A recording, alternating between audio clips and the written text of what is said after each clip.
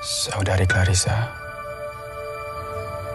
apakah Anda menerima pria di hadapan Anda sebagai suami Anda dan suka? Udah?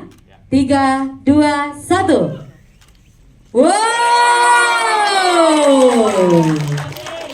Ini poster yang nantinya akan ditayangkan di seluruh bioskop di seluruh Nusantara, yang akan tayang pada tanggal 5 Juni 2025. Dan kami undang untuk para caster dan juga Bapak Andi untuk maju ke depan untuk foto bersama.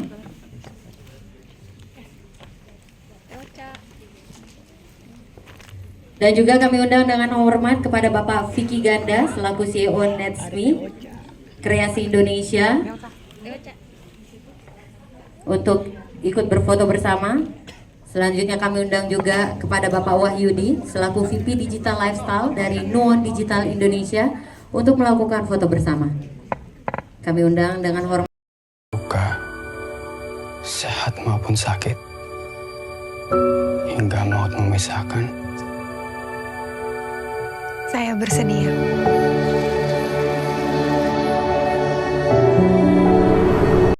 Berdiri juga, memperbaiki dan melanjutkan hidup. Iya, kita baik-baik saja. Meski suara kamu lama-lama hilang dari pikiran aku gitu. Jadi buat teman-teman semua, kalau Jangan mewek dulu. sabar, ini lagunya memang lagu pembunuhan ya, meskipun filmnya film romance. Jadi buat aku lirik ini tuh amat sangat kuat, karena kok bisa sih Pak Monty bikin kata-kata yang menyadarkan aku. Mulai dari saat itu aku selalu kirim-kirim voice note sama orang tua aku, sama anak aku, sama orang-orang yang aku sayang. Jadi kita sering berkirim voice note karena kalau wajah kita bisa lihat di foto, tapi kalau suara itu pasti yang paling akan lebih cepat hilang dari pikiran kita. Jadi habis ini harus tambah sayang sama orang yang kamu sayang saat ini ya, dan sering-sering voice note. Oke, lagu ini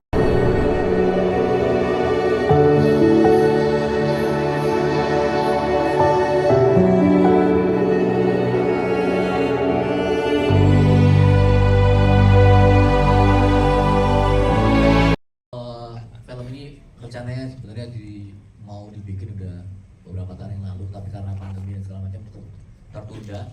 Baru bisa syuting tahun lalu. Ya apa ya, ceritanya ini kan sebenarnya kan kita adaptasi dari film Korea Modern Blue ya. Tapi saya modifikasi cukup banyak ceritanya karena kalau kita meremake sama Persisi, menurut saya sih jangan, karena kita tetap harus melakukan sesuatu yang baru menurut saya. Tapi sejak pertama kali saya diajak oleh teman saya yang punya raja film ini, itu saya sudah langsung tersentuh bahwa wah, ini samping yang sangat relate dengan saya. I know about losing someone.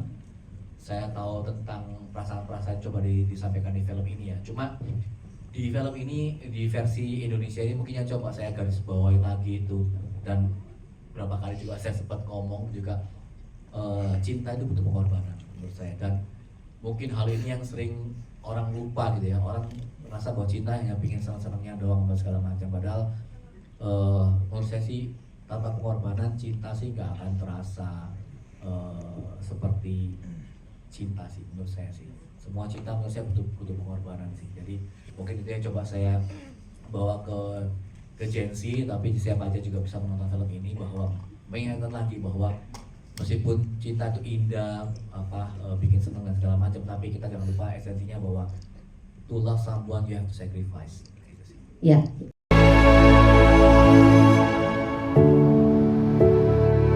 Kenapa Polaroid sih?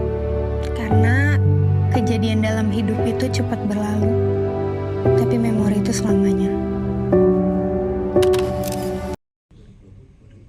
20. Saya waktu mau bikin film ini, saya udah tahu saya bakal sutradara dan nulis film ini. Saya udah ngomong, Sak, gue pengen lo yang jadi krim ya Sak. Tapi waktu itu Sasa masih kelihatannya ragu-ragu gini gitu apa. Tapi saya coba meyakinkan dia bahwa di bayangan saya waktu saya nulis pun saya udah kebayang dia sih.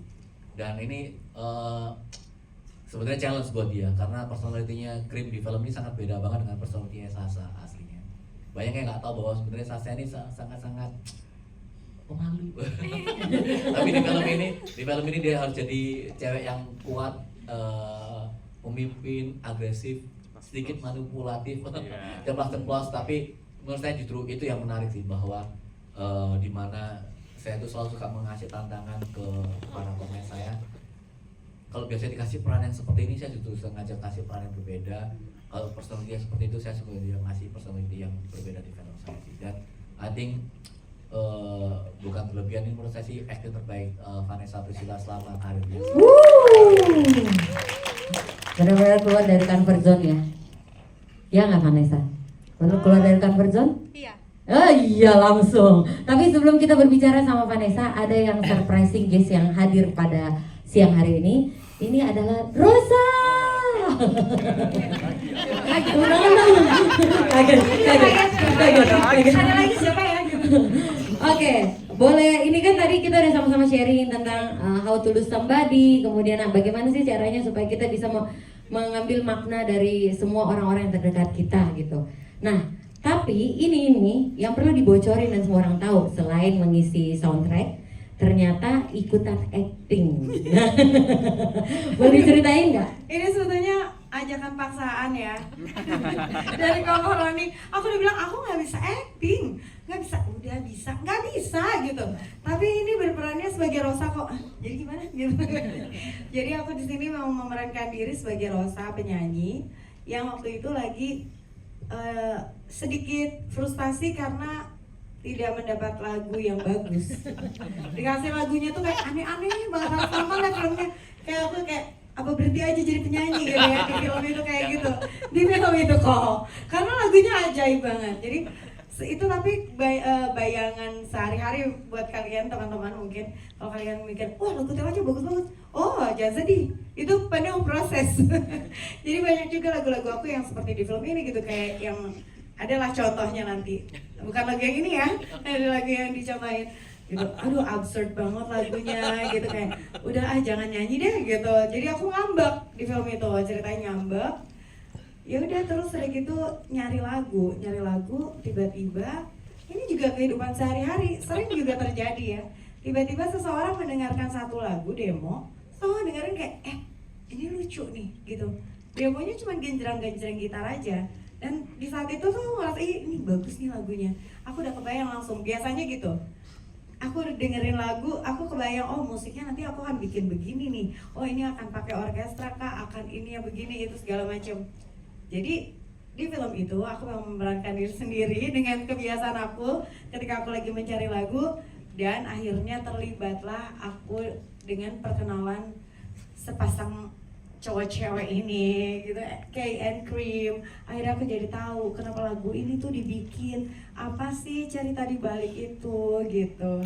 Dan akhirnya lagunya kalian dengar tadi, ya lagunya emang sesedih itu sih. Tapi lebih sedih filmnya demi Allah sih.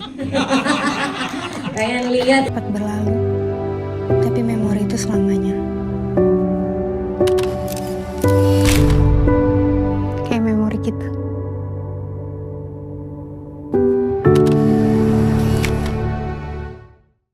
Jadi saya cerita rahasianya.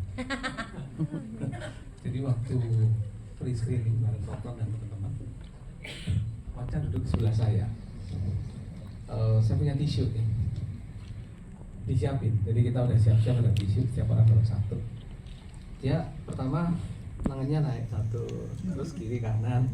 Wah ini habis nih, saya kasih satu. Dia ngambil satu, udah pakai aja. Begitu keluar dari bioskop, satu gempel ditontek, habis itu satu tisu.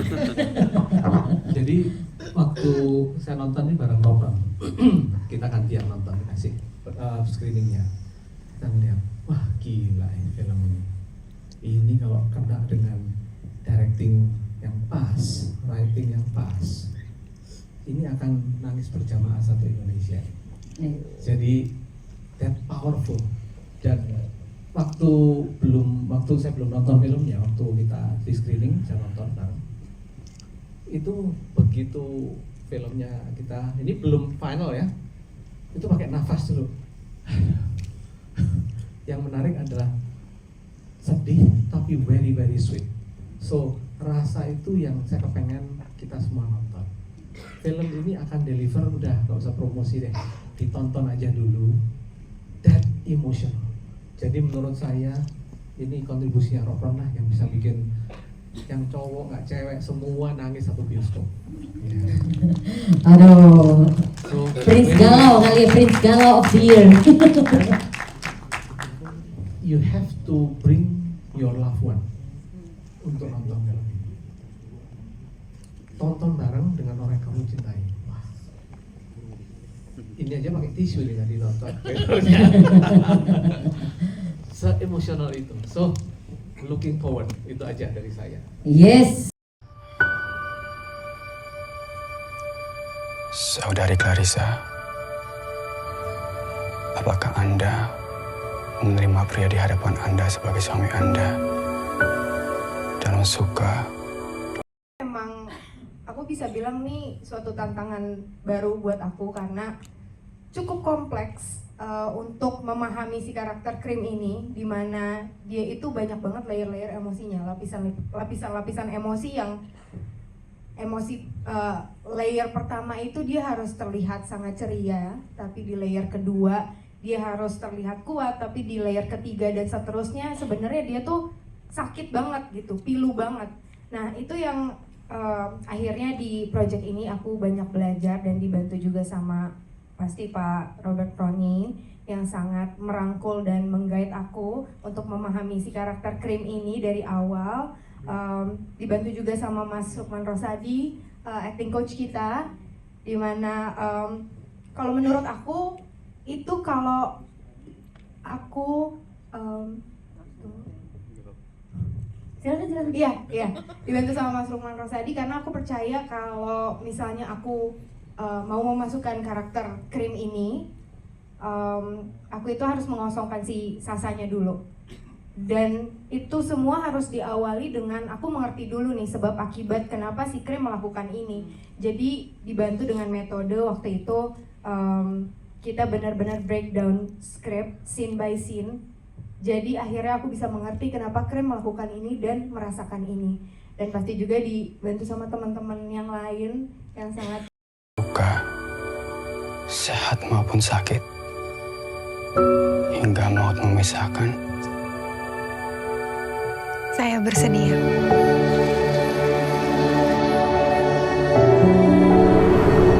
Betul.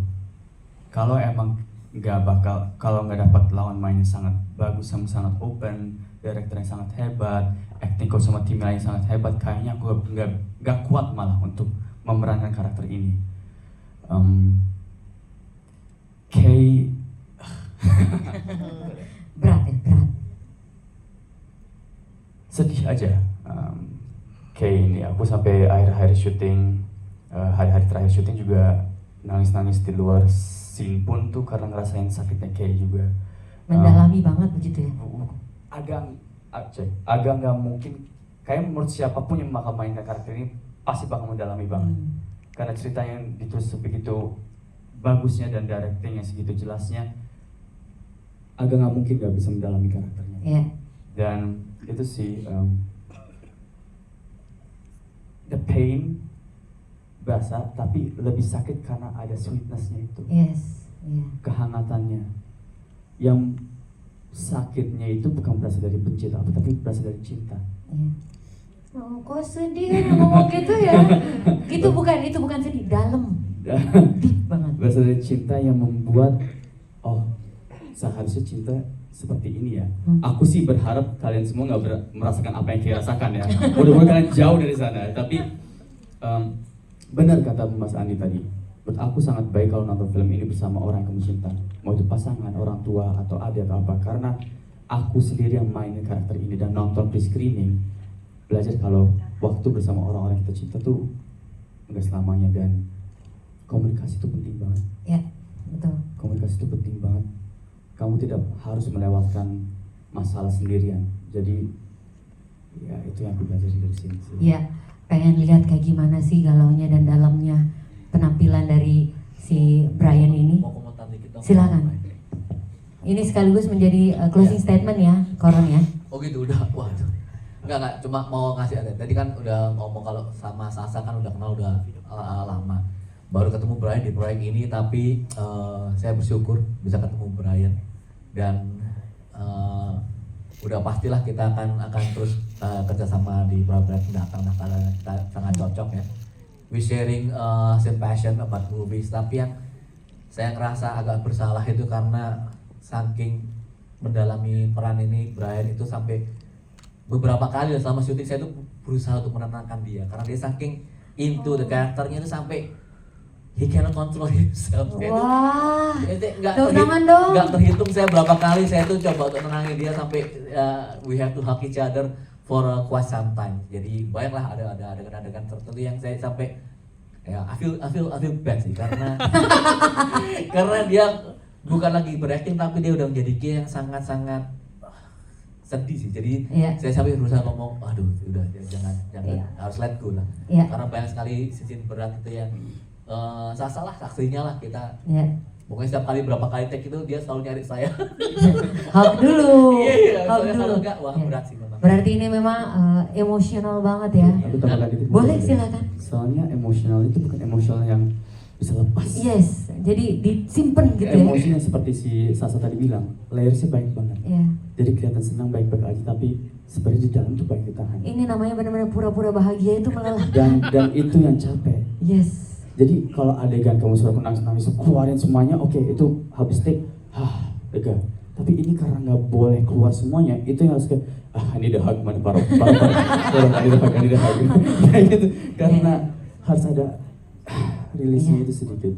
Nah, rilisnya nanti itu kita akan sama-sama saksikan bersama nih pada saat nanti akan tayang di seluruh bioskop di Nusantara tanggal 5 Juni 2025. Luka, sehat maupun sakit, hingga maut memisahkan. Saya bersedia.